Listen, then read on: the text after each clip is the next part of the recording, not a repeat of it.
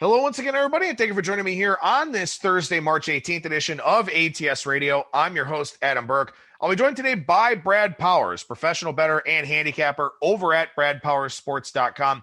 Some FCS college football we'll chat about here to start things off. Then we'll go all NCAA tournament, or maybe the NIT as well, for the rest of today's show here with Brad over at ATS.io. You can check out the past editions of the radio show. Monday, we talked with Kyle Hunter about all things NCAA tournament, about an hour and a half with that broadcast where we hit all four regions, some good talking points about the first round, about handicapping coaches, about the futures market, all of that. Really good show there with him. On Tuesday, we worked in some NCAA tournament with Brian Blessing. Then on Wednesday, we talked with Kiev O'Neill from the Odds Breakers about the NCAA tournament. Lots of stuff for you to check out from this week, and you can add today's show to the mix once that gets posted here.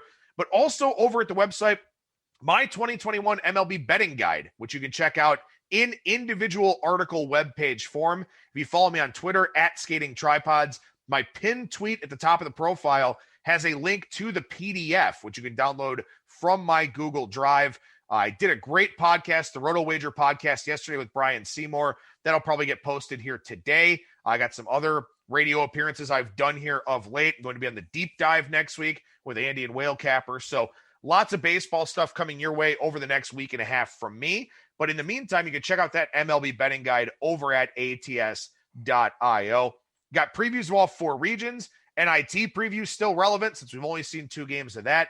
Preview for this weekend's NASCAR and UFC. Situational betting articles. Tons of stuff over at the website for you to check out. And make sure you download the ATS app as well, which you can use as a bet tracker or as an odds screen. You can buy a premium model subscription in there, database for handicapping the games, all kinds of good stuff in that ATS app, which is in both the Google Play Store and also the Apple Store.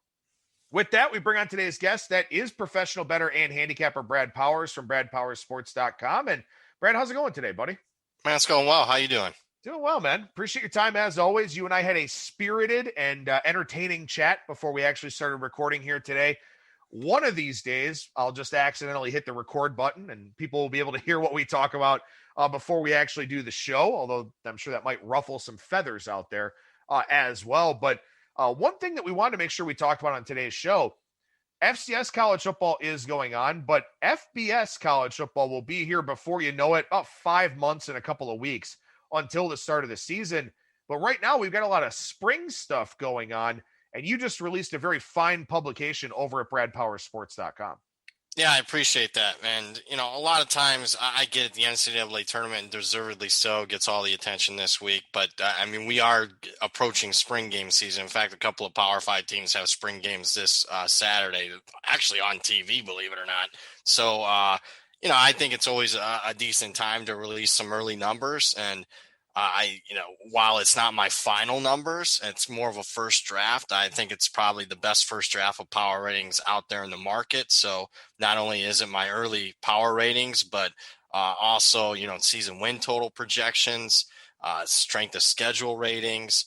And I'm an open book. I went through since the schedules have been finally finalized here. I gave you an early line projection on every single game for all 130 teams. So I got that in a nice, easy, printable format. It's free.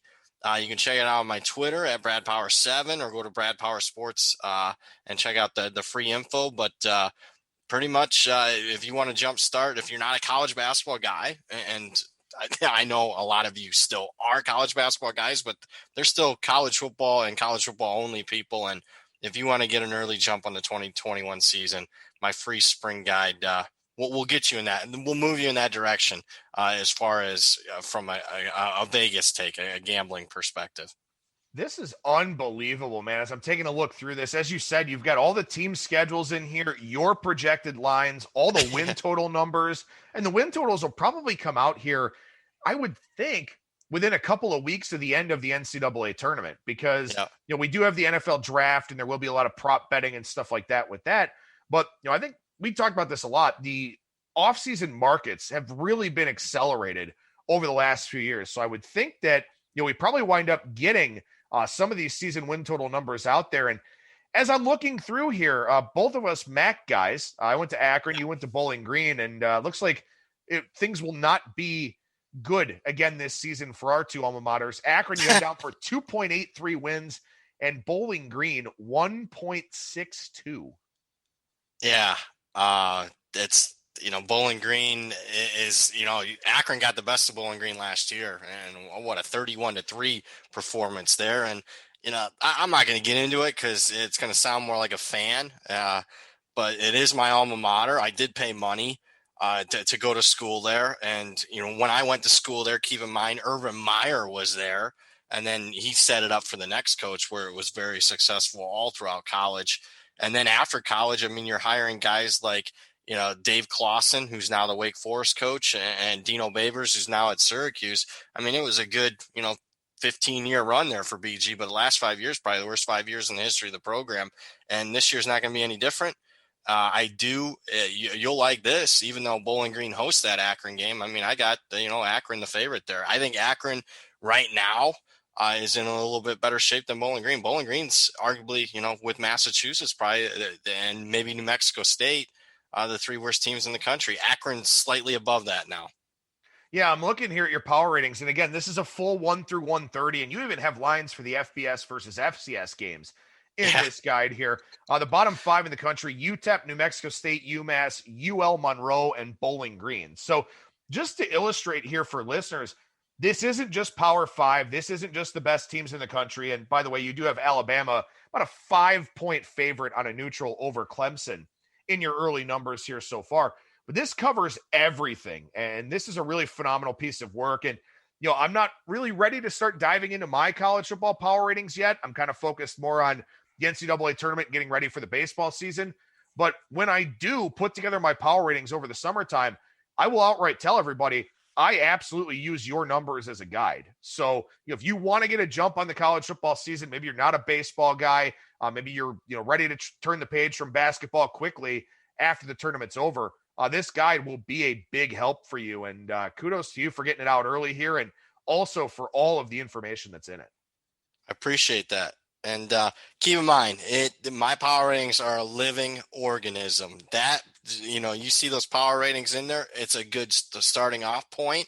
It'll get the movie in the right direction. And I do it because, Bet Online has been somebody that's releasing season win totals in March last couple of years. So that's why I kind of get it out there. But, those power ratings can change. Obviously, most teams haven't even done spring yet. You got the transfer portal that can change teams. They're not going to for most teams, they're not going to change significantly. But, obviously I much rather take my power ratings, mid-July, August 1st over what I just released. But again, for most teams, it's not going to move that much. And again, it'll get you. It's a good jumping off point. I'll just put it that way. And I just don't put it up to put it up. I put a hell of a lot of time into it. No, and it's obviously shows. So definitely I encourage people to go check that out over at bradpowersports.com. Or I think you have it pinned to the top of your profile there. Yep. At Brad Powers and the number 7 on Twitter. We'll have plenty of time to talk FBS college football here over the course of the spring and summer. But we do have the FCS going on here with week 6 of the FCS spring season. And Brad, one of the things that we talked about last week was sort of wondering what this marketplace looks like with the weekend of the NCAA tournament. Of course, you got the play-in games tonight. The first round starts on Friday. First round action continues on Saturday. So a little bit different of a timeline for this year's tournament. And we sort of wondered what, if any, impact that would have on the FCS marketplace. And I think the biggest impact that it has had is that in the global markets, a lot of places have put up numbers, but in the U.S. markets, there are some books, and some reliable ones at that haven't even bothered putting up FCS for this weekend. Yeah, so I mean, the first few weeks of betting FCS, I mean, at least here in Vegas, Circa was the one that opened up the market, allowed the most handle as far as betting. They allowed you, right off the bat, they opened up. You could bet 1,000 on a side, a nickel on a total, which was double. Like Westgate was the other one that was allowing bigger action, or at least early on in the week. We're talking, Tuesday, Wednesday. Last 2 weeks, last week, Circa didn't even put up FCS. I mean, by putting it up, I mean, not just not opening up the market. They didn't put up a line the entire week. And then this week, that's also the case. So it's an intriguing market from that perspective when you're using, that as your main account to bet FCS football, and then they don't do it.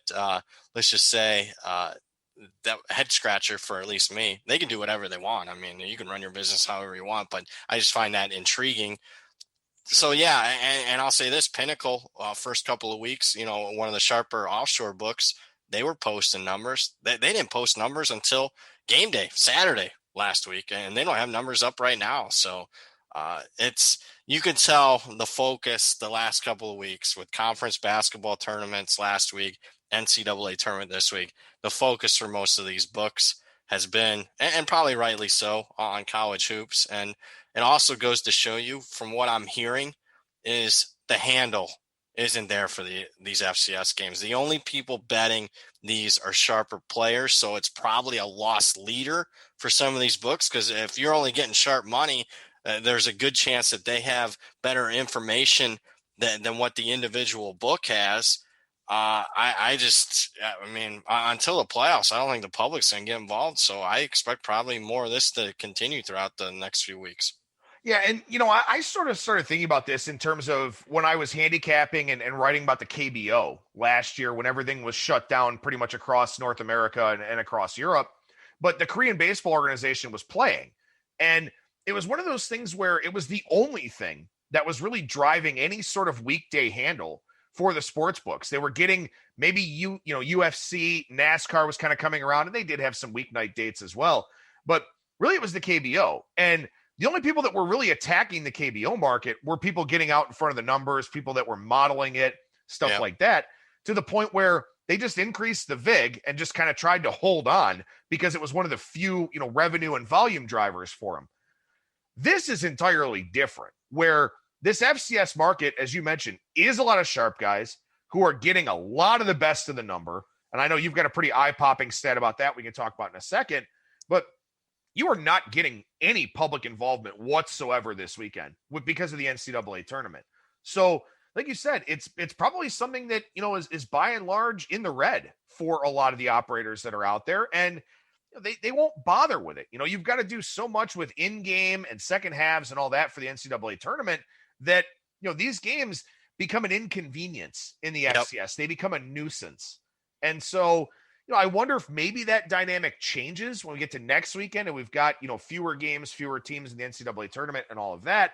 But yeah, it's got to be frustrating for you where obviously, you understand the dynamics of the industry, but also, you get line value in the FCS that may not be there in the NCAA tournament. Couldn't have said it better myself. So yeah, frustrating is I'm trying to make money and trying to get in front of some numbers, and it's just completely taken away from you. So yeah, there's some frustration there, but you're right. I understand it. And look, I don't want to go down this road because I mean it's basically what gambling Twitter's all about. Should you limit sharper bettors and all that stuff? But I kind of get it in this instance. They're only getting sharp money. They're probably losing money, and why waste time if you're not getting any public involvement whatsoever? So it'll be interesting to see what happens in the next couple of weeks. I wouldn't be a bit surprised we see this something similar even next week, and then after that, it'll probably start changing as we're down to just the final four, and people just need more things to bet on. But talking what has stood out so far. Look, we talked about it the past couple of weeks, but it just continues to be the case. And I thought, it'll turn around, small sample size to a season. But now we're over 100 games, and underdogs are 65% against the spread. And it's basically 65% every single week, Adam. Unders are 60%. So you got lower scoring games that are really competitive for the underdogs. And I have, this week in the bets that I made 9 side bets. 8 of them were dogs. I mean, and I'm just betting numbers. So my numbers are now even reflecting that there's value on the underdogs. Well, and as I'm looking through here at some of the totals, I think there's 4, maybe 5 that are up in the 60s. You've got a few that are in the upper 50s, but A lot of mid 40s. You've got Lehigh and Colgate, which is a game that I think was canceled actually. Yep. But that total was 33 and a half. I mean, you got a 34 for Missouri State, Northern Iowa, 35 for Wagner and Bryant. So you got some very low totals here at the top of the market. Few games in the 60s, but a lot of games in the 30s and 40s here for this week. So, I mean, is that just a reflection of the style of play? Is that a reflection of, how much the under has cashed and kind of, seeking out over money if you are a book that's out there? And DraftKings does have these listed for what it's worth for people in that legal U.S. market where they have access to that. DraftKings does have numbers, and that's what I'm citing here. But is it the style of play, or is it, just sort of a read and react to what's happened in the market here so far and kind of begging for over money? Some of it's style of play. You're not getting a lot of FCS teams that are throwing the football 40 or 50 times. You're just not. Also inefficiencies. I mean, especially the first 2-3 weeks. I mean, it was, even if teams were moving the football, I mean, several turnovers. I mean, almost on a consistent basis, every box score, both teams had at least 2 or 3 turnovers. So a lot of inefficiency there. So a combination of those two. And I'll use that even though the game was canceled. But, I mean, I looked at the total, and Lehigh was getting double digits. I mean, are you kidding me? I mean, in a game that you expected to score in the low 30s, and I got a team getting double digits. I mean, that was just an auto bet, even though my power ratings were also calling for it. I mean, we're seeing a lot of correlation under lower scoring games, therefore favoring especially larger underdogs. I mean, if you're going to see suppressed scoring, it's very tough to get margin, obviously, when there's going to be suppressed scoring to begin with. So I think that's why we're seeing some correlation, and we'll see if it changes as far as efficiencies. Last week was the first week I noticed a little bit less turnovers. And then I'll say this, I mean, some teams I'm starting to see a little bit better efficiency just from a perspective. I mean, the Missouri Valley Conference is halfway through their conference schedule, Adam. I mean, they've almost every single team's played 4 games already this spring, but other teams like, for example, a team like Fordham, hasn't, played a game yet so far this season. And, their game this week's canceled, so they haven't even played yet. And a lot of other teams have only played 1 game so far. So I would look for the inefficiencies to continue for a lot of teams. So if you're asking me, the dogs and the unders can't continue at this rate, I would say 90+% of the time, in most cases, yes, I agree with you. That's not going to continue. But right now, I haven't seen anything different. And I don't see the books at least adjusting the ratings enough, at least according to what I'm power rating totals and sides, that for me, at least, not to think that the dogs and unders can't continue to cash here. I want to make sure we got a lot of time to talk NCAA tournament, but before we move away from the FCS here, what are some games on your radar? Either some that you've played, maybe some that you're looking at that are still in range for our listeners that maybe, didn't get the best of the number that was out there on Tuesday when the global openers were posted. What are some games that are on your radar here this weekend, Brad? So real quick, one that's grab it before it goes to 3, William and Mary -2.5, to show you how much the market moves and how much it's off. I bet them +3.5, just a really bad line. I think an overreaction. Elon played James Madison, who's one of the top teams in the FCS, really tough. The reality is, if you look at Elon's full body of work so far this spring with 4 games, they've only had 1 solid performance. It was against James Madison. Their other 3 performances are as bad as it gets. Elon's been a team that I've downgraded more than any so far this spring season. So I think until it moves to 3, William and Mary -2.5 is good value. The best story I think I can tell about how inefficient this market is and how much the books just aren't, dotting their I's and crossing their T's is the VMI Samford game. So last week, Samford was one of the biggest movers of the week. It was my biggest bet of the week. I bet Samford plus the points.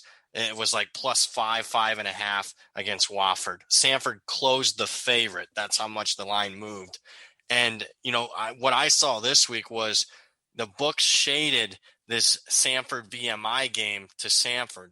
They just saw a ton of money come in on Samford the week prior, so they shaded this early line against VMI towards Samford. The reality was it wasn't a pro Samford side take last week. It was an anti-Wofford take that were dealing with significant issues on their defensive line. And beyond that, Samford barely, won the game and covered. I cashed a ticket with Samford and I couldn't have been, I wasn't impressed at all. So, that's one where the books, hey, we took a lot of money on the Samford team. We'll shade this one. And them not diving deep to why that was the case last week. To me, that's why VMI offered some value. And I'll say this, VMI has been a bad FCS program. But this year's VMI team might be the best team that they've had in school history. Their quarterback's going to go play at Maryland in the fall. They allowed him. He's so good, they allowed him to play in the spring. He wanted to play with his teammates. I mean, they are absolutely crushing teams so far this season. And VMI is the better team. I know it's at Samford, but to me, this line should be pick 'em. And even after a couple point line move here, I think VMI is offering some value here, +3. All right, so Bill and Mary and VMI, a couple that you've got here that you've already played for this week. Anything else that you're kind of looking at as we get closer? Because the one thing that you and I talked about before we started recording here is that people are attacking the openers, and then we see some game day money. But in between, there's just not a whole lot that really goes on. No, there isn't. Great point. You see the openers get attacked on a Tuesday morning, and to show you how much they're attacked, because I hate losing so much, and I opened up a BetOnline account. I got tired of one group or one person beating me to a lot of these lines, and I didn't want to be chasing significant line moves. I mean, it was hurting me the first couple of weeks. So, I'm sitting here before 6 o'clock in the morning on NCAA Tournament week, betting offshore with low limits, and I'm hitting refresh as every line and every game is popping up, and I'm still I got a majority of my bets, but I didn't get them all. There was somebody that was actively betting while I was, and I would consider it sharp because every game that I really wanted to attack and bet, it was getting bet into. So after that original move, the first 15, 20 minutes of betting early on like a Tuesday morning, we hardly see any movement other than maybe a game or two for several days. And then Saturday, out of 30 games, you might see a half a dozen move, either side or total. So maybe 20% of a card on Saturday is going to move. Other than that, after the initial line moves, you're basically, that number doesn't change throughout the entire week. So that tells me that after some sharp money early on in the process and maybe some sharp money late, I don't know if it's injury, weather, or whatnot, or you can bet a little bit higher limits that people get involved on game day. We just don't see hardly any movement. I would say this, Adam, half the games don't move at all. So when can you say that on a college basketball card or a college football card?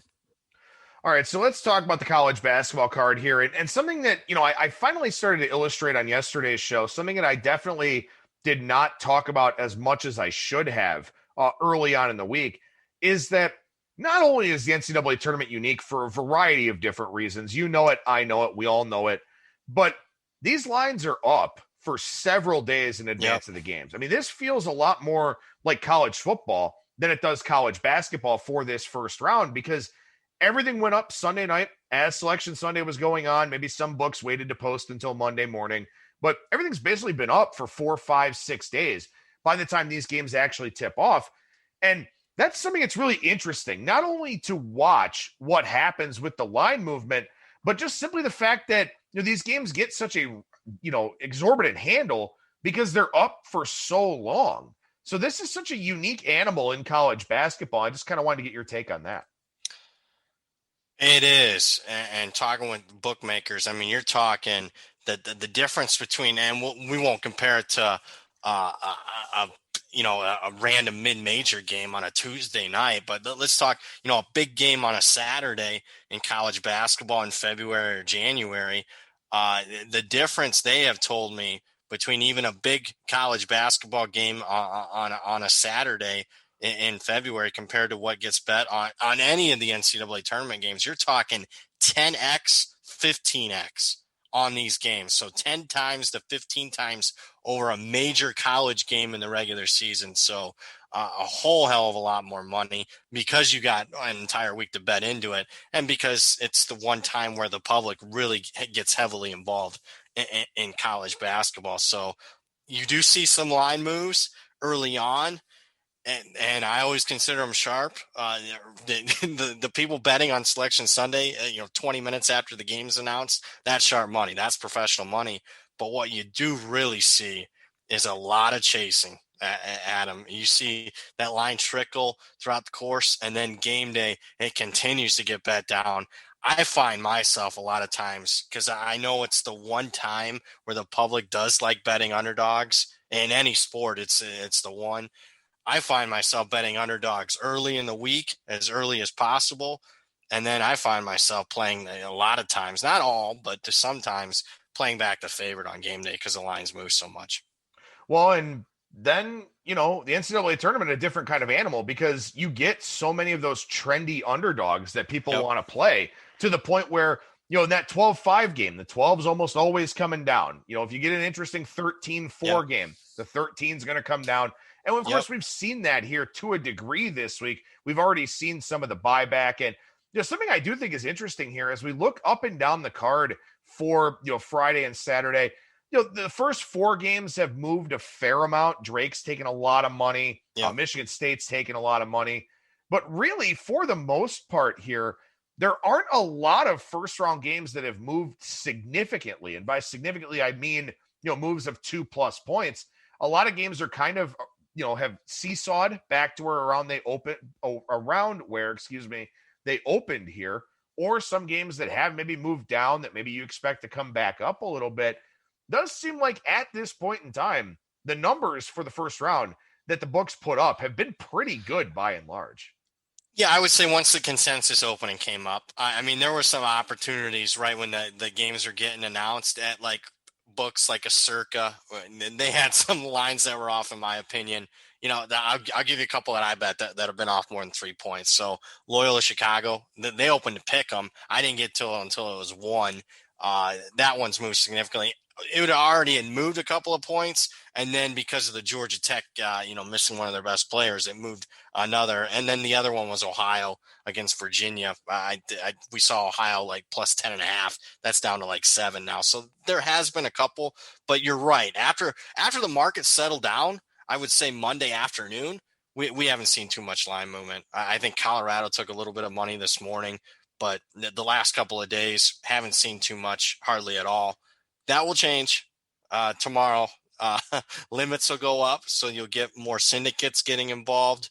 And then the public, I mean, they bet on game. 90% of the public bets on game day. So, yeah, the money's coming.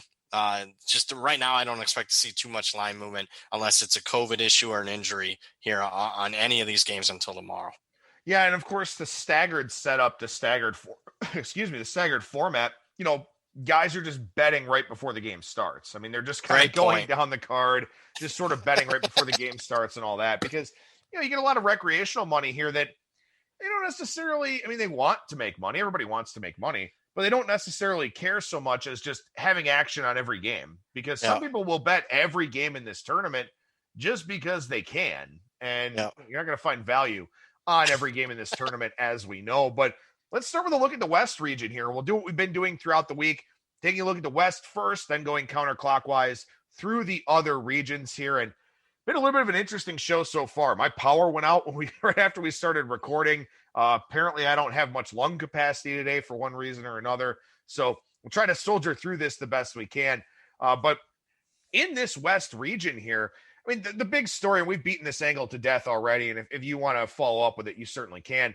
Gonzaga, the number 1 seed, is the number 1 seed with the best draw. There's really no question about that as far as this year's tournament is concerned. But what we've kind of been talking about here throughout the week is who winds up, does anybody, first of all, give Gonzaga any kind of game? And second, who winds up getting out of the bottom of this bracket to play the Zags in the Elite Eight? So I couldn't agree with you more. Gonzaga's got the most favorable draw. Should, because they're the number 1 overall seed. Little surprising because, maybe they finally have reached that status of blue blood, sort of say, because it's been 20 years. for Gonzaga, and multiple times being the number one seed, that they finally have been able to get, they've been given the benefit of the doubt. Iowa on paper looks good, but me personally, I don't like this Iowa team. When you're that deficient on one side of the ball, the defense, even though Iowa's been much better defensively, if you look at their trend line, the last 6-7 games, it's been better. But I'm not a huge fan of McCaffrey, their coach. And I have them losing actually in the second round against Oregon. It's one of my few big upsets that I projected, but I actually have Oregon making a run to the Elite Eight. I know they've become a trendy team, and maybe people aren't as big on them after they lost to Oregon State in the Pac-12 tournament. But I can tell you this, had Oregon won the Pac-12 tournament, everybody would be on this Ducks team. And I think that maybe benefited a little bit that they lost in the first round of that tournament. They're still a little bit under the radar. So if there's one surprise team in the West, for me, it's Oregon. And I kind of like those teams that lose early in their conference tournaments. I kind of like Villanova, and we'll get to the South region here in a minute. But I actually kind of like teams that do that because, look at Ohio State. Ohio State gets a pretty favorable draw. I think Oral Roberts will score some points in that game. But then the winner of Florida and Virginia Tech doesn't really concern me too much. Yep. But you get those teams that play 4 games in 4 days, and they're gassed. Even though they play 5-6 days later, they're still tired. I don't mind a team that didn't waste energy in the conference tournament. And furthermore, and we talk about this all the time on the college football side with teams that lose to an FCS team early on, everybody just discards that team. And there are several weeks in a row, where we can make money backing that team that had an embarrassing loss in week 1 or week 2, something like that. I think these teams that lose in the first round of the conference tournament, or maybe their first game, they get forgotten about. They get disrespected in the marketplace. And there's usually some sort of extenuating circumstance, whether it's, the team that they played and lost to got to play the day before, got a lay of the land, got the nerves out of the equation, whatever else. If it was just, Georgetown over Villanova, for example, I've used this point several times this week. Georgetown was 23 for 23 at the free throw line in a 1-point win over Villanova. That doesn't tell me, it doesn't say that Villanova's a bad team. It says Georgetown had to do something remarkable to win that game, and win that game by a point. So to me, I kind of like coming back on teams that got, had some sort of bad outcome in their conference tournaments, because I think they're underappreciated, undervalued, disrespected, and certainly they've got to be pissed off because they didn't expect that conference tournament to go that way. So I like Oregon against VCU, and I do like Oregon against Iowa as well if they get there. And there is a big coaching mismatch in that game, I think, between Dana Altman and Fran McCaffrey. No question. Dana Altman, if you look, in the month of March, or at least I think it was mid-February on, some people did some statistics, at least the last decade, one of the most profitable teams and schools is Oregon. But you're not paying always a premium on Oregon like you are Tom Izzo and Michigan State and some of the other more bigger names. I'm really looking forward to seeing what the Oregon-Iowa, if that is indeed the matchup in round 2, to see what that number is. My expectation is that's going to be one of my biggest bets of round 2, Oregon over Iowa. But let me say this. I don't think Oregon's necessarily cheap in round 1. It came a little bit higher than I wanted. I wanted to lay 3, and obviously it's in that 5.5 range. So maybe words out a little bit on this Ducks team, but I still think they have a high end here that and they're a team that, recently, they got a lot of players that have made some deep runs in the tournament. So that's another thing I like about the Ducks. And of course, like we've talked about with the metric sites, Oregon really didn't have a full team until February, because they had injuries. They had guys that were out. They had, COVID pauses and stuff. And they didn't really have a full team until February. So their body of work, not really indicative, I don't think, of that team as a whole. What about the West? What about the rest of the West region here? Anything else that you want to talk about before we move on? I did. I know it's a popular dog, but I do kind of like UC Santa Barbara over Creighton, even though Creighton is one of those teams that had a disappointing last game against Georgetown, getting blown out in that game. But the thing to me, when you're laying around 7.5, and it's an NCAA tournament game, one of the first questions I ask, because, it's win or go home for the dog, especially. And when you're dealing with right around a 7-point spread, if you follow basketball, and especially these tournament games, if you're hovering in that range of point spread with 90 seconds left, it becomes a foul fest as the team tries to play catch up. So if the game's going as expected, as far as the point spread, to me, it comes down a lot of times, can the favorite make free throws? And the reality is Creighton's one of the worst free throw shooting teams in the entire country, number 321. 64% as a team. That's pathetic, to be honest with you, for an NCAA tournament team, especially a team that's a higher seed. UCSB's got the rebounding edge. I know they're a popular dog, but yeah, UC Santa Barbara for me, I think it's a good bet, plus 7.5. Yeah, I like that one too. And also too, something I don't like about Creighton, and I've talked about this already on the show, and keep this in mind. I mean, handicapping the venue is important here, I think, in the first round. Oh, yeah. That game for Creighton played at Lucas Oil Stadium as a jump shooting team. And it's crazy to me that they're a pretty good jump shooting team and they're horrible at the free throw line. That's, Makes no sense. Pretty surprising. It doesn't really make any sense at all.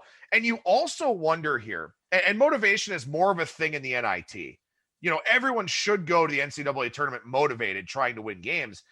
But this end of the season for Creighton, the blowout loss to Georgetown, some of the other issues they've had, and then, of course, the Greg McDermott thing where, you wonder about this team where McDermott, volunteered to resign. The athletic department said no.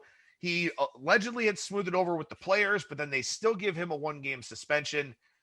Are these kids just ready to have this season done? Are they just ready to put it in the rearview mirror and kind of see what happens? Because it's been an emotionally trying year for everybody with COVID and the protocols and all the adjustments and all of that, classes on Zoom and whatnot. Is this Creighton team just kind of emotionally and physically spent? I think there's a very realistic possibility, and we don't know that until the game starts, but it does feel like that's kind of factoring into the handicap here for some people. It is for me. I mean, I don't see it being a positive. And I know a lot of teams, I've read some people that I respect say, them getting blown out's a positive. I look at it the other way. Them blowing out might be, them waving the white flag on the season. I mean, a no-show in a Big East championship game against a Georgetown team that I'm not that high on, even though they've just made a great run. But I think it could be more of the same. It could be, team's just done with it. So for that, I mean, I got to take a chance on UCSB, and not only against the spread, but probably sprinkle a little bit on the money line here. Yeah, we look at UCSB here. 7 is the number, down from 8. Total also coming down a little bit to 138, which again, that's not a great thing for Creighton either, where the total's coming down. I think that would suggest some people believe they will have some issues shooting the ball. UCSB, not exactly a fast tempo team by any means. So lower scoring environment tends to help them. And I think in a lot of ways, unless you've got a really high flying offensive team like a Florida Gulf Coast, I want a muck it up, ugly kind of game when I'm taking one of these long shot double digit dogs. You think about what UMBC was able to do against Virginia, for example. They held Virginia to 54 points. I mean, they had an out of body shooting experience from 3 in that game. But I think that's what you need. I think you need that ugly, low possession game, kind of sloppy and physical, all that. I think that's where you kind of tend to get some of those upsets. And as we move over to the South region, maybe that's exactly what Winthrop wants in that 12-5 game against Villanova. But before we get to that game, just overall here, as you look at the draw for a team like Baylor, as you look at the draw for a team like Ohio State, what are your overall impressions of the South region? In the one bracket, I do the, quote unquote sheet of integrity. I mean, I do have Baylor and Ohio State meeting up in the Elite Eight. So I like the draw for both. I mean, especially in the first couple of rounds for both, I'd be stunned if Ohio State and Baylor at least didn't make the Sweet 16. I think both might have some interesting matchups come Sweet 16, especially if Ohio State's playing like in Arkansas. And especially Baylor. I think if there's one team that can make a run, I think it could be Purdue. You look at offensive and defensive efficiency. They're one of 6 teams in the country to rank in KenPom's top 25 offensive and defensive efficiencies. The teams to rank in both are 3 number 1 seeds, a number 2 seed in Houston, and a number 7 seed in UConn that we'll talk about, I'm sure, in a little bit, and Purdue's being the final team. So I think if you're looking for maybe a surprise team, to me, it might be Purdue. And that might be a surprise because I see North Texas, a very slow tempo team, getting a lot of love in the market for that first round matchup against the Boilers. Yeah, I like North Texas there, so I think we got a You're little bit not of a alone. disagreement. Yeah, I think that, and that's always an interesting thing too, is Conference USA really wasn't very good. And so people will probably look at that. And if you look at the box score for North Texas's win over Western Kentucky, and credit to Western Kentucky, who did beat St. Mary's last night in the NIT, but that was an ugly game. I mean, North Texas was up 17-0, blew that lead, scored, I think, 14 points in the second half, and then won the game by 4 in overtime. I think it was 48-48 at the end of regulation. It was. So you would think that people would look at North Texas, certainly from a public standpoint, look at North Texas and go, this team doesn't look any good. But, so far we have seen a little bit of sharp involvement on North Texas, although that number now sitting 7.5 market wide. But that is one thing. And I have heard people talk about that in the past in terms of looking at teams with a profile to make a run. You've got to be balanced on both sides of the ball and good on both sides of the ball. And Purdue does fit that mold. So the thing that's tough for Purdue is I don't think North Texas is a gimme game. And I think Villanova does beat Winthrop. Winthrop is not a trendy 12/5 that I like. I don't know about Purdue against Villanova. I know there's no Gillespie, but it's a tough draw for the Boilers, I think. Really? I just, until I see different, because Villanova just hasn't been the same without Gillespie, and we're talking 2 games so far. I love Jay Wright. I think he's one of the best coaches, obviously, in the country. I just got to see that team finally show something before I'm comfortable backing them. So I know Winthrop's probably, I bet Winthrop because I knew the money would come in there, but that's one of the probably most popular dogs this week that I probably have the least confidence in. So yeah, I hear you on that. I will say, maybe a hidden advantage for Purdue. This is a Lucas Oil game. And Purdue just played in Lucas Oil a couple games last week. So that would be, especially if we saw a lot of those teams, and I tweeted this out. I mean, the first go around for those teams in Lucas Oil was abysmal shooting, both, overall and from 3 outside of Wisconsin. Everybody was pathetic. So the fact that Purdue's already been there, that to me is keeping me off of North Texas. I understand why everyone's on it. I'd probably prefer to take the under in that game. I want to look at this 6-11, 3-14 pod here. Texas Tech, Utah State, a game that a lot of people seem to be having issues with in their brackets. Texas Tech, 4-point favorite, 131.5 is the total there. And then Colgate and Arkansas, 8.5 the number for this one with Arkansas favored. Total in the 160s. I think it peaked as high as 162.5 before coming back down a little bit here. But I think these are 2 intriguing games for very, very different reasons. Arkansas and Colgate will be up and down the floor, will be a lot of points. Texas Tech, Utah State, 2 very, very well-coached teams. Yep. 2 teams that underachieved, I would say, during the regular season. I wish that they weren't going up against each other because I think they're both play-on teams to a degree. But, man, that little pod in the South region is really, really compelling. Couldn't agree with you more. Couldn't have said it better. I do like Utah State, but again, Texas Tech and Utah State were 2 teams that I isolated that I want to play on. I just think matchup wise, when you got a dog getting a couple possessions, Utah State efficiency wise has a better defense, big edge on the glass with their height. And look, I love Chris Beard, but Texas Tech just hasn't. And they've had some good performances, but again, they've been really disappointing where, Utah State outside of losing the Mountain West Championship game to a red hot San Diego State team. I mean, defensively, they've been playing really well and a game that I expect to be not a lot of points. Prefer to take the dog there. On the other side, I know Colgate's getting a lot of love in the market, but if there's going to be a ton of possessions and teams are running up and down the floor and are similar style, I mean, why wouldn't you want to back, the more talented team, the more opportunities they get to exert their superiority. So to me, Colgate's the one, another popular public dog that I'm not as anxious to bet on. I mean, when you got a total in the 160s compared to, a North Texas or Purdue game that's in the 120s, big difference in my opinion there. So it'd be interesting to see. I see some money starting to come in on the under a little bit.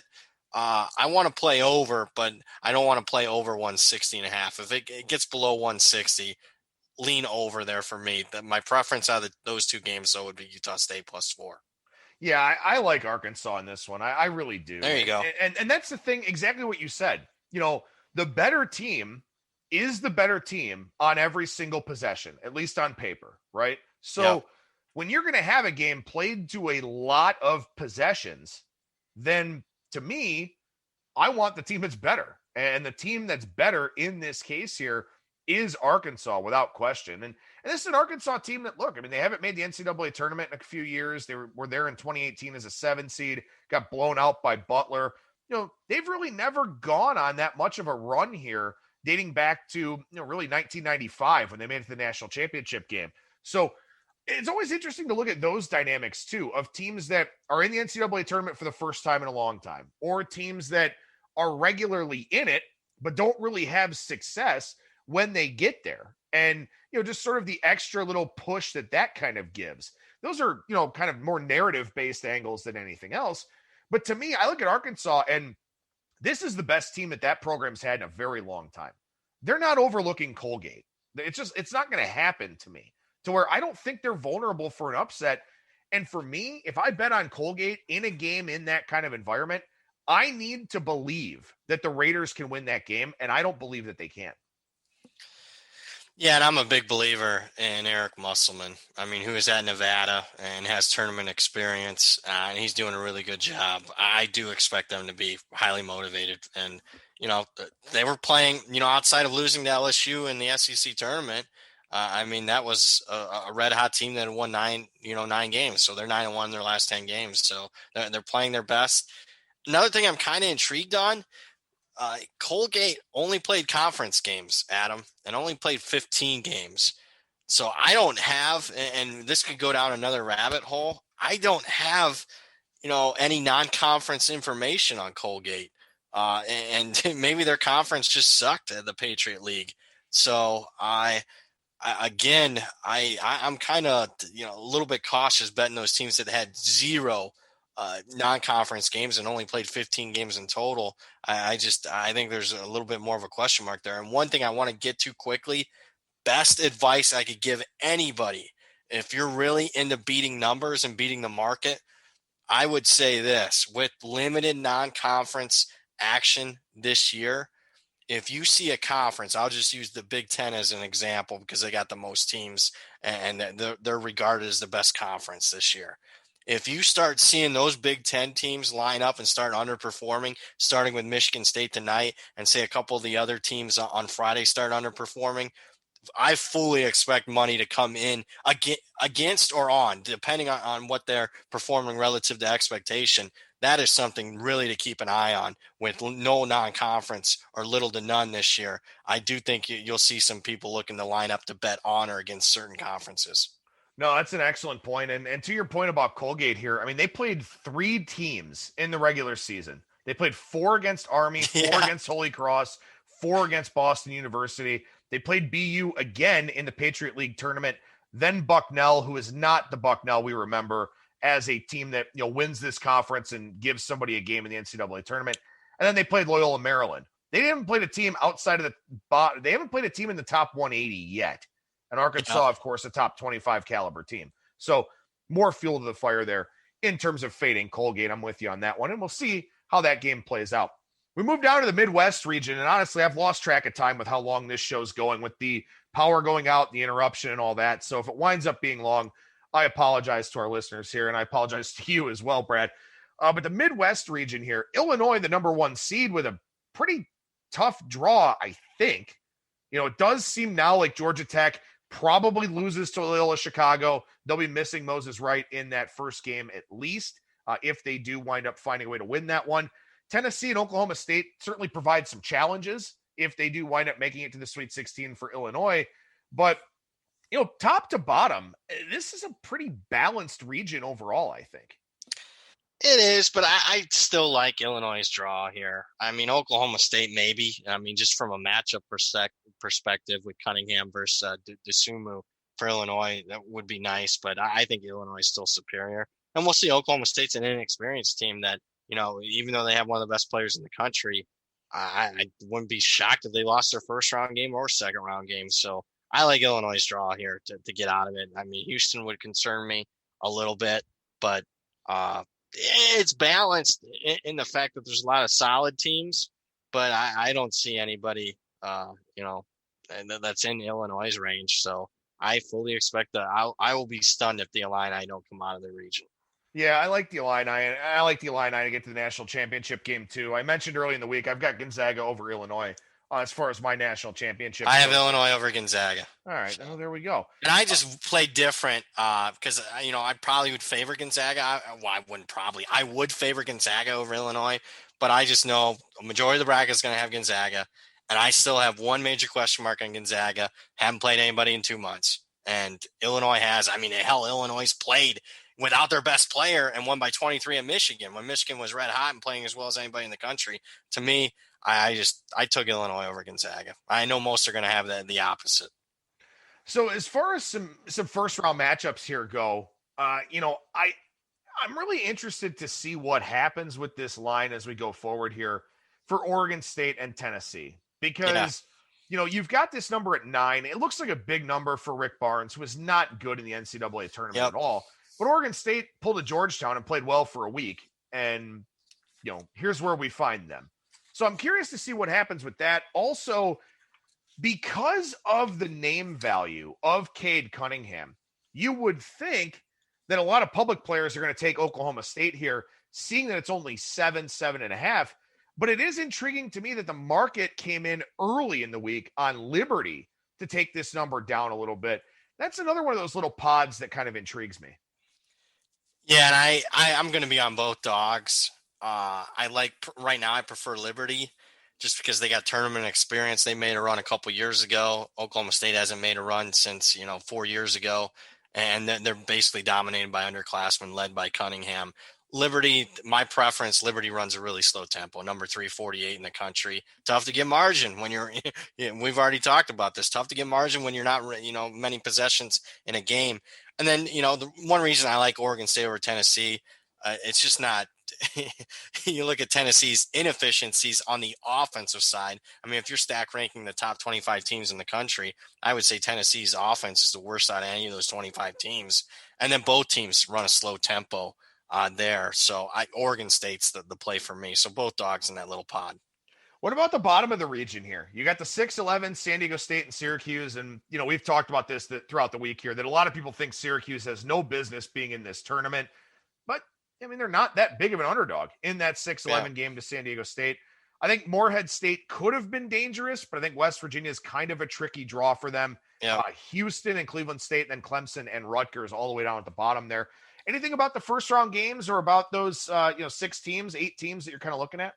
So I got San Diego State making the Sweet 16, so maybe that's a little bit of a surprise. But, they're red hot. They got an experienced team. But I could also see them losing to Syracuse. When anybody piles on the team that gets – I can't believe Syracuse not only made the tournament, but they avoided the first 4. And we've seen Syracuse be that team to make a run. So, I look for San Diego State to beat them. But did I, go in and jump in and bet San Diego State -3? No. In that particular matchup. I agree with you on the Morehead State. I wanted to play on them, but man, their turnover percentage is bad. And against a team that presses you, I don't know if that's a good matchup. So I kind of avoided that one. And that's one of the rare instances where we've seen some money come in on the favorite, where you would expect, as red hot as Morehead State is, you getting double digits, you would think the public would be all over Morehead State, and maybe that it is, but the bigger money is on West Virginia in that one. I kind of avoided that matchup. Lean Rutgers for me, but nothing big. I worry about the inexperience there. I'll say this, out of both of those little pods there, that was one region where I didn't have many bets. Yeah, one of my favorite bets here in the first round is Houston over Cleveland State. That one's 20. It's a big old number. And I give Dennis Gates a lot of credit, and Cleveland State's a very scrappy team. They're also the luckiest team in the country. And I don't know how they score in this game. I really, truly don't. Houston's going to get offensive rebounds, get extra possessions. I just have no idea how they're going to score in that game. But to your point about Morehead State, and this is really important for people that, probably don't follow college basketball all that closely until the NCAA tournament. And maybe we've got some listeners that just happen to find the show here for this week. When you've got a team like Morehead State that is clearly better defensively than it is offensively. Yep. And that's a double-digit line that's going up. Yeah. Read the context clues in the betting markets. When you see a team that has to win with defense as a double-digit dog and the line is going up and the total has not moved, that is very suggestive to me of what people think about this matchup between West Virginia and Morehead State. And a big part of the reason why is because West Virginia will get extra possessions in this game because Morehead State does not take care of the basketball. It's pretty much as simple as that. This is a team that's top 45 in effective field goal percentage defense, top 35 in three-point percentage defense. They are a pretty good defensive team. That's why they're here, why they won the OVC conference tournament. But again, look for those context clues. If a good defensive team is in a dog roll and influential bettors don't want to bet them, that tells you everything you need to know. Couldn't agree with you more. That's why, as far as, knowing the teams inside and out, you don't necessarily need to do that. But what you need to know more than anything is, understand the market. And like we just pointed out, I mean, most of the dogs have taken at least slight money where it's moved a half point to a point in favor of the dogs, at least early on in the process on Sunday and Monday. But to have, a game where you have a red hot team for starters, a team that's sitting here, I think they're 19-1 in their last 20 games. And beat Belmont, a team that gets a little bit of publicity as far as the mid-majors go. And you got big, hefty point spread, and that's the one that's not moving towards the dog. That then, to me, if you're really good at reading the market, then when you see something like that, try, dive in and understand why. And I think at least in this instance, it is because of the matchup. When you got, a bottom 10, 15 team as far as turnover percentage on offense, and you're playing a pressing style of defense, and look, as good as Morehead State is on defense, they don't create possessions for themselves either on that side. They're still percentage number 330 in the country. Again, a team that just is going to give possessions towards the favorite because they turn it over. That's not going to create any turnovers for themselves. I mean, to me, that's why you're seeing West Virginia money. And if you at least understand the market, not knowing anything about any of these two teams, just seeing the line move there should require you to maybe a deeper dive. I don't know. That's just me. That's, as somebody that might be new to college basketball handicapping, to me, that'd be kind of the first place I would start looking at. Yeah, no, I agree. Again, I think context clues are very important to take a look at because nobody knows about Morehead State. I mean, it's not like they've been relevant in the discussion in that conference. It's been Belmont. It's been Murray State. Austin Peay has had some good teams. Jacksonville State, they've made the tournament recently. They're a very well-coached team. Morehead State is a new kid on the block here from the OVC. So all you have to do is look at just a basic handicap of their team profile, see that line going up, and I think it really says a lot about the expectation for that game. Lastly here, the East region, where I was hoping it would be kind of a hot take, but it really seems like it's not. That I think Michigan is very vulnerable, both in their second round game if they play LSU, and very much so in the Sweet 16 if they wind up getting Florida State. Seems like that's kind of more of the overall sentiment than it is me going out on a limb. Yeah, I'm scared of that too because, I don't watch any of the bracketology. I don't care. I mean, if I watch it, I just want to know what to fade. I mean, because they kind of set the public perspective and opinion. So maybe, I do end up catching it a little bit, but I fill out a bracket almost immediately. I want my initial gut instinct and I fill it out and then I just want to know. I go back to it sometimes to see, and I think clearly without a shadow of a doubt, I mean, Michigan's got the toughest draw of any of the number one seeds. And it's just not because, they're shorthanded without Isaiah Livers. I mean, I just look at the teams in their bracket. Alabama is playing as well as anybody in the country. You got an SEC tournament championship team. Texas just won the Big 12 tournament, a really tough conference. They just came through there and beat a hot Oklahoma State team.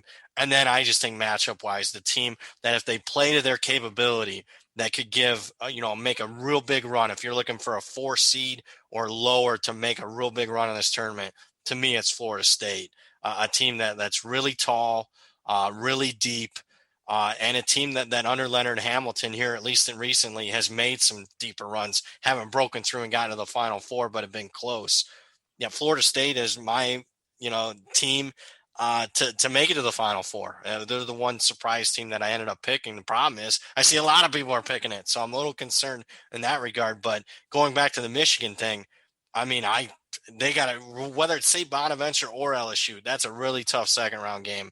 And then, the Sweet 16, if they match up with Florida State, I mean, I think that might be the end of the line for Michigan. And then even if they get to the Elite Eight, they're playing, a Texas or an Alabama.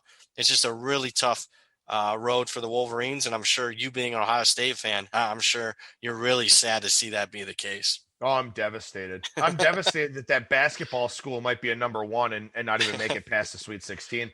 What about some ATS plays here for the first round? Anything, down here in this region that you've taken an extended look at?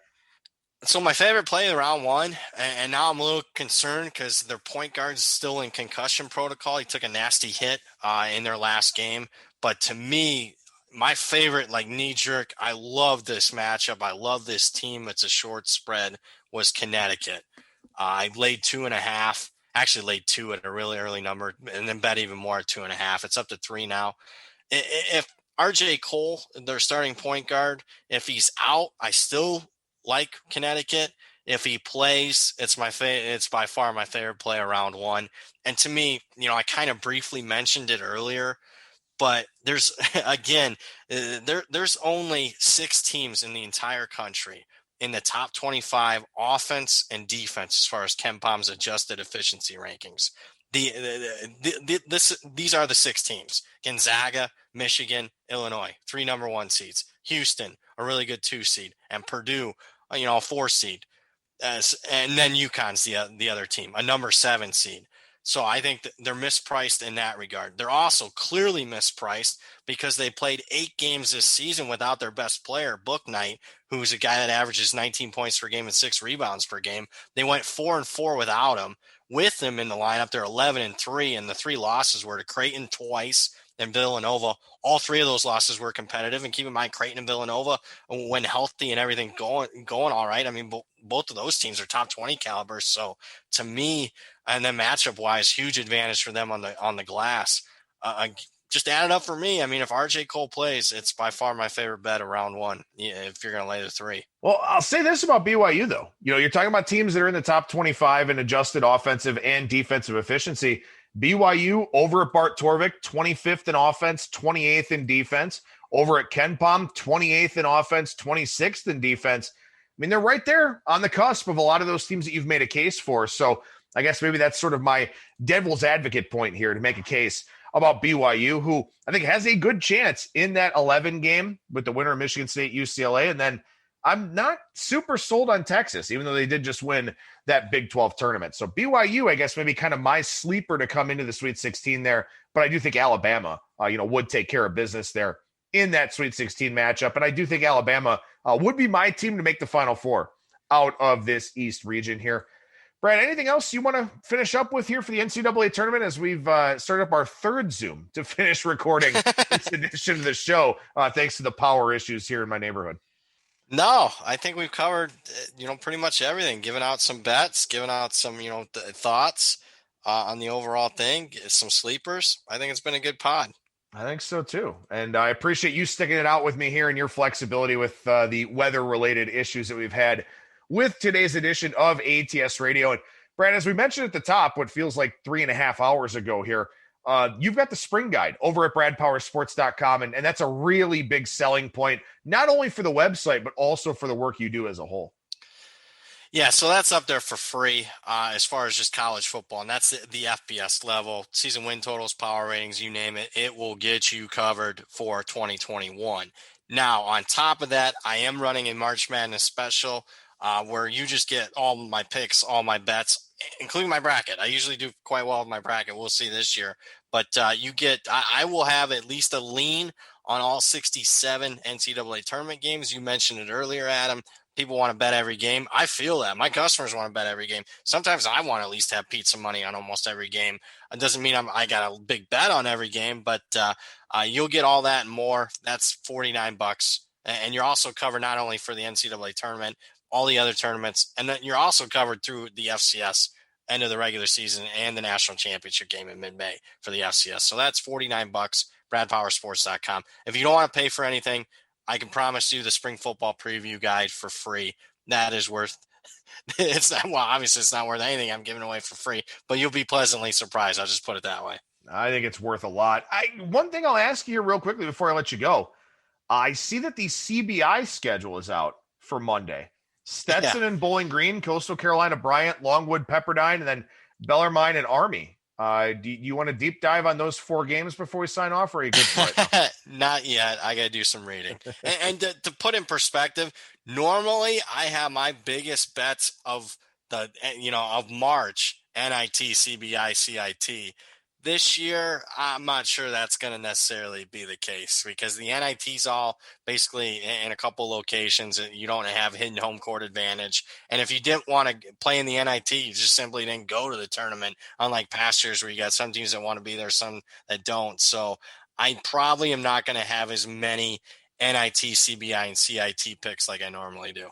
No, I agree. I think there's a lot more value in those, but this year, like everything else, just dramatically different across the board.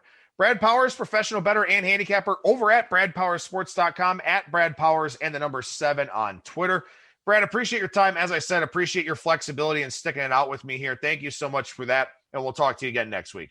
Sounds good, man. Thanks for having me on as always. There you go. There's Brad Powers again, at Brad Powers and the number 7. And check out that spring football guide over at bradpowersports.com. Again, if nothing else, you get a look under the hood at his power ratings, which is a really valuable tool to have as you start to get ready for this upcoming college football season. On Friday, I'll fly solo with the Bettors Box, my MLB betting podcast. I will get that out before the first NCAA tournament games start on Friday, so you can listen to that if you want. You could save it for later in the weekend, whatever it is you want to do with it. But obviously, I want to watch basketball too, so I'll get my show done, get some division previews out there for you. I know I'll do the AL West tomorrow, maybe the NL East as well, maybe not. I'm still trying to decide if I want to switch leagues with the 5 and fly on the same show, but that's up to me. That's not really your problem.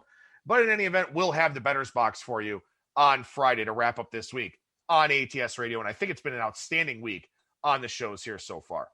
That'll do it for me. Thank you so much for listening, everybody, and I will talk to you again tomorrow.